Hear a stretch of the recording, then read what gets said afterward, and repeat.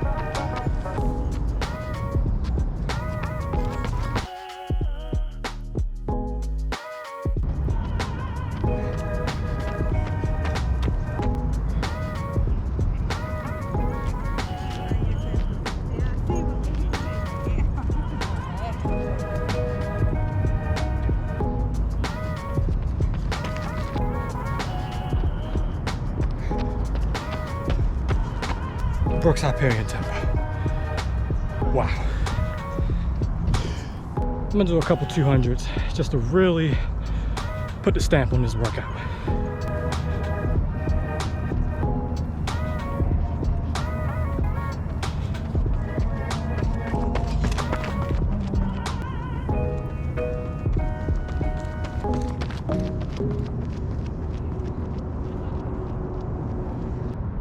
Hey, what's poppin'? All right, so workout is complete.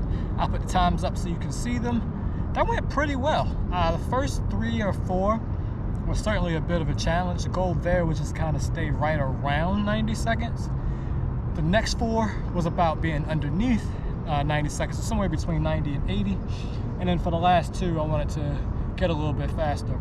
Other than the 7th rep, where I definitely, it was either the 7th or the 8th rep, and I dipped down a little bit, that went pretty good. I went ahead and wanted to get a little bit of extra time in on my feet and test these out a little bit more, so I went ahead and banged out a couple of 200-meter all-outs. Did it under 32 seconds and then 31.5, I think, for the second one. So these are dope. Focus for this workout, once again, just getting used to running faster on the track. I've been spending most of my time out on the road. I'm fortunate to live here in Long Beach and have access to a track. but my work schedule just hasn't allowed me to get out here as often as I would like to. So today was definitely that day where I wanted to put in some work.